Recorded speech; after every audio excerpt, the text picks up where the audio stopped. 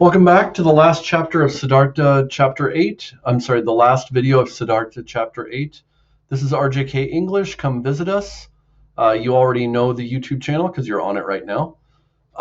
Make sure to like and subscribe. And you can come talk to me here as well. I'll answer all of your questions. We're going to finish off the chapter.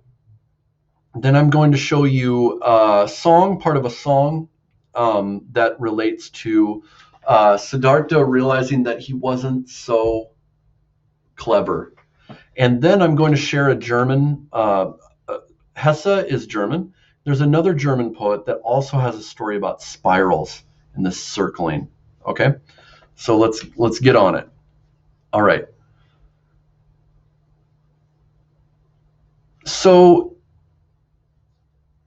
So we've seen that Siddhartha has listened to himself, right? He has realized that the pain he went through was useful. Okay. This despair, this extreme nausea which he had experienced had not overpowered him.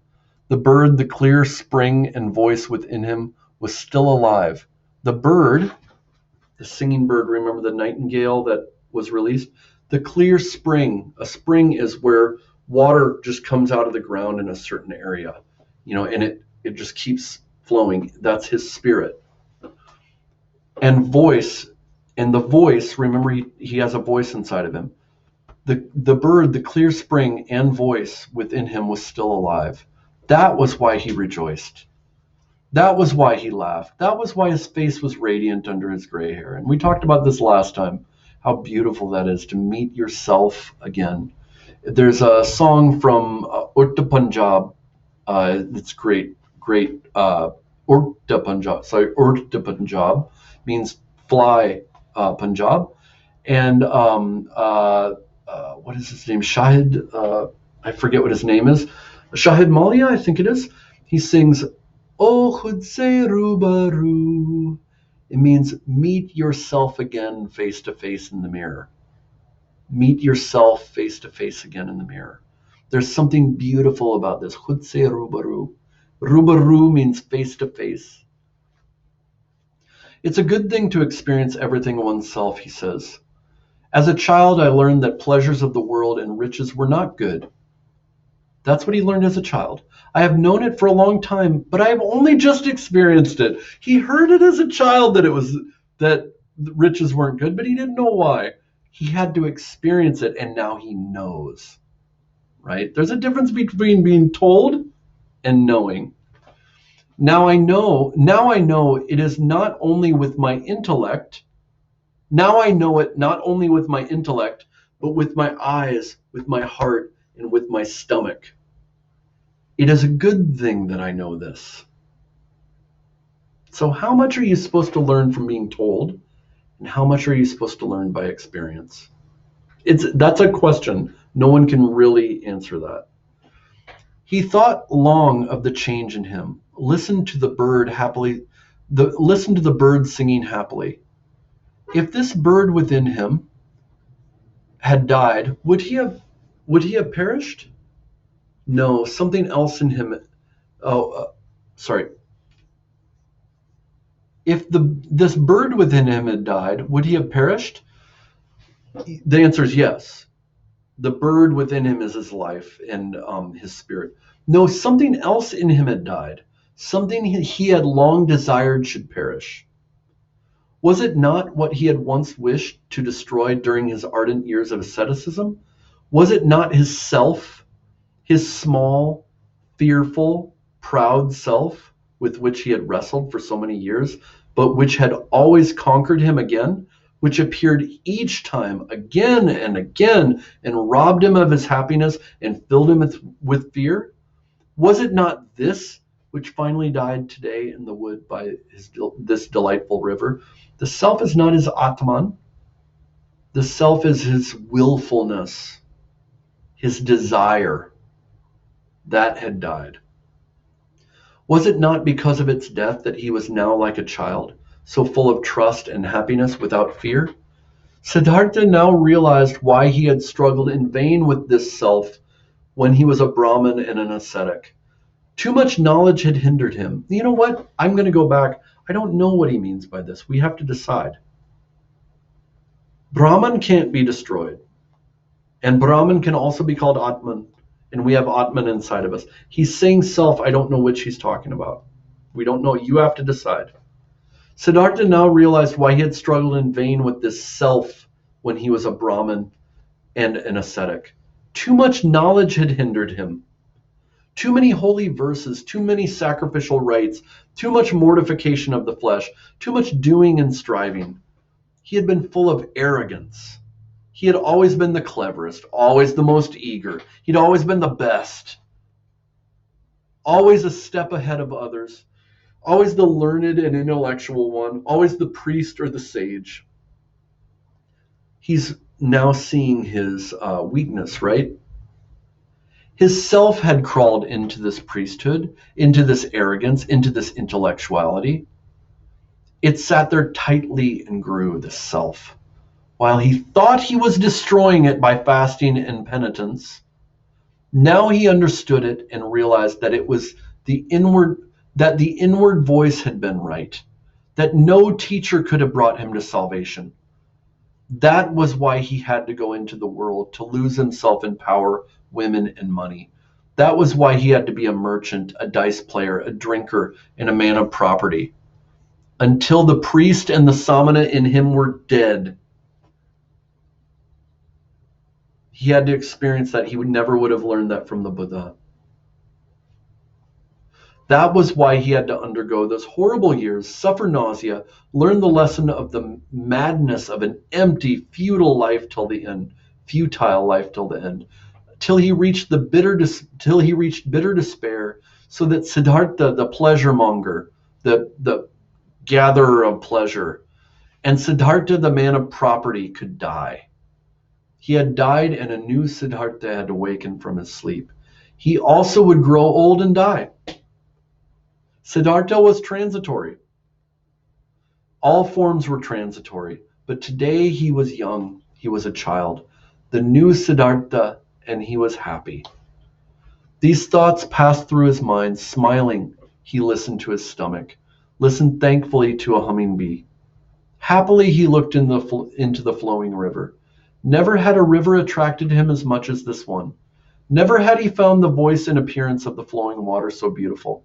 It seemed to him as if the river had something special to tell him, something which he did not know, something which still awaited him. He still has something to learn. Siddhartha had wanted to drown himself in this river. The old, tired, despairing Siddhartha was today drowned in it. That part had actually died. The new Siddhartha felt a deep love for this flowing water and decided he would not leave it again so quickly. So we're at the end of chapter 8. I think we have maybe 2 chapters left, but we're going to we're going to do 2 things, which I said we would do. We're going to look at a song that is somewhat about this. It's one of my favorite songs.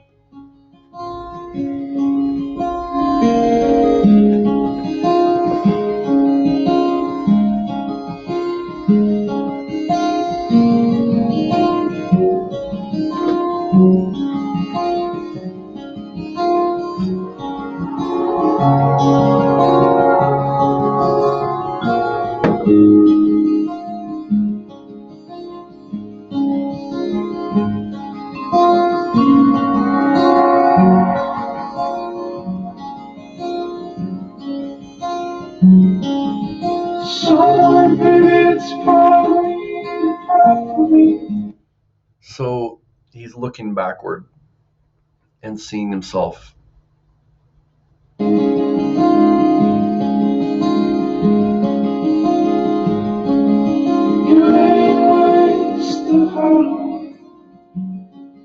He's talking to someone. He's looking back in his life.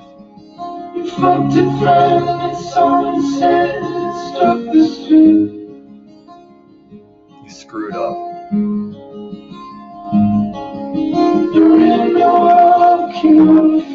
He's from the Midwest. He actually has gone to the city of Milwaukee, and he feels off his feet.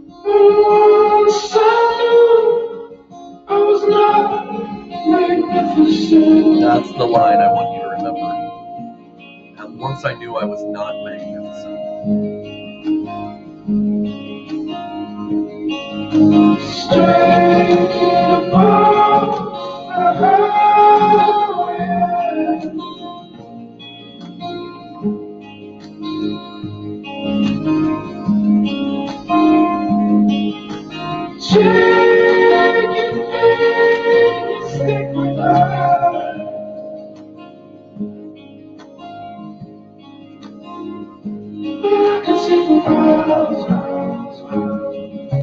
So that's just the start of it. You can listen to it. It's called Holocene. He says he's talking to someone, and I imagine that he's looking back on his younger life, right when he's out of high school, and he's talking to a girl, saying, some way, baby, it was part of me apart from me. Some way, I didn't know who I was. And I screwed up. And probably he's talking to the person that he hurt. He's looking back at his younger, foolish self. And then he's in Milwaukee. Maybe he traveled to Milwaukee. I'm from the Midwest. That's where I'm from. He travels to the big city of Milwaukee, and he's off his feet.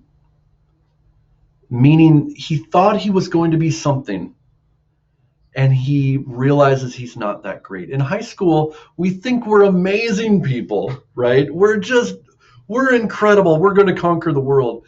And then you live a few years and you realize you're not that great. And you didn't do what you thought you were going to do.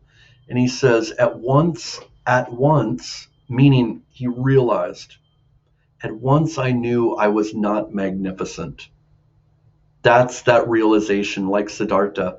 Siddhartha realizes he's not so clever. He sees his failures. Siddhartha sees that he failed, and he realizes he's not that clever, right? In a way, he's looking down on himself, And then you get this feeling from the music that the person realizes he's not magnificent. And in a way, he has to die to that, to realize, I'm not magnificent, but I'm going to keep living. And he says, straight above the highway aisles, he's traveling, and he's almost looking down at the world. And he says, jagged vacants, thick with ice. He's seeing the world as it is. And he could see for miles and miles and miles and miles. When we realize these things about ourselves, when we die to something in our life, there's a realization that comes. One, that we're still here. And we have to live. That's what Dave Chappelle says in that podcast that I recommended. We have to live. And he looks and he sees the world, and now he doesn't look just at himself. I'm so great. He realizes he's not magnificent. What does it do when you're not magnificent? You look outward. And it's like he's seeing the world for the first time. Straight above the highway aisles, he's watching the highways. Jagged vacants, thick with ice. This is the way the Midwest is. You can travel miles on the road and there's just ice because it's cold. And he says he can see for miles and miles and miles and miles. Can you hear the freedom that Siddhartha feels at this time? The freedom. He sees himself and he feels free. That is what dying to yourself brings. And we need that, right? Do we want people like Donald Trump running around thinking they're still magnificent because everyone tells him he's so great? He doesn't even see his faults. Do we want those people? No. We want to experience that maybe we're not so great. And then what does that make us do? It makes us look outward. Okay? The last thing I want to do is share a poem with you from another German, Hesse's German. And he talks about the spirals of life. Okay. Here's a poem that we're going to learn right now. I'm going to tell you it in German first, okay? Because I want you to hear the beauty of it, and then we'll get into it. Ich lebe mein Leben in wachsenden Ringen, die sich über die Dinge ziehen. Ich werde den letzten vielleicht nicht vollbringen, aber versuchen will ich ihn. Ich kreise Gott, den uralten Turm. Und ich kreise Jahrtausende lang. Und ich weiß noch nicht, bin ich ein Falke, ein Sturm, oder ein großer Gesang. So I live my life in growing orbits. An orbit is like the moon going around the earth. And if a bird sometimes circles, it will circle wider and wider and wider like this. I live my life in growing orbits which move out over the things of the world, just like the song we were listening to. He says, I realized I was not magnificent. Strayed above the highway aisles, we're looking down. Jagged vacants thick with ice, and I can see for miles and miles and miles and miles. Right? Same. I live my life in growing orbits which move out over the things of the world. Perhaps I can never achieve the last, but that will be my attempt. What's the last? To move out over the whole world and encompass the whole world. As we grow in these orbits, we're taking more of the world into us. We're seeing more of the world. The world is becoming us. I am circling God. Now we change. I'm circling God, the ancient tower. What is God? He's an ancient tower, and I'm circling him. And I've been circling for 1,000 years, and I still don't know if I'm a falcon or a storm or a great song. Again, spiral, right? But the spiral is moving outward and encompassing more of the world. Same thing Siddhartha is doing. Siddhartha, by experiencing life, is taking more of the world into him. And Rilke says in another poem that's like this, he says, Und wieder rauscht mein tiefes Leben lauter, als ob es jetzt in weiten Ofen ginge. Immer verwandter werden mir die Dinge und alle Bilder immer angeschauter. Dem Namenlosen fühle ich mich vertrauter. The deep parts of my life move onward as if the river shores are opening up. Like the orbits are encompassing the world, this time the river is overflowing and taking in more of the land. That's what flooding does, right? The deep parts of my life pour outward as if the river shores are opening out. It seems that things are more like me now, right? Because the flood would take more things into it, so more things are like it, right? As he spreads out. It seems that things are more like me now, that I can see further into paintings. Why could he see further into paintings? Because as you see more of life, you understand more of life, and you can empathize with others. You know by experience, and by experience, you can take others' experience into you. You look in a painting and you recognize the experiences that you have felt, that the painter is expressing. Just like we're reading Siddhartha and we understand what Hesse has experienced, what he's saying, we know it because we've experienced it. Same thing here. I'm circling God, the ancient tower, and I've been circling for 1,000 years. There's a timelessness, just like in Bon Iver, he goes above the roads and he's seeing the roads and he can see for miles. In the same way, Rilke in this is circling for 1,000 years, just like Siddhartha. He wonders, how long have I been alive when he wakes up? Am I the same person? Did I die? He feels disengaged. And he doesn't even know who he is, right? Who is this thing circling God, the ancient tower? Rilke says this, I've been circling for 1,000 years. I still don't know if I'm a falcon or a storm or a great song. All of these can circle a tower, can't they? A falcon can circle the tower. A storm can circle the tower. And a song can circle the tower. And he doesn't know which he is, just like Siddhartha. Another German talking about spirals.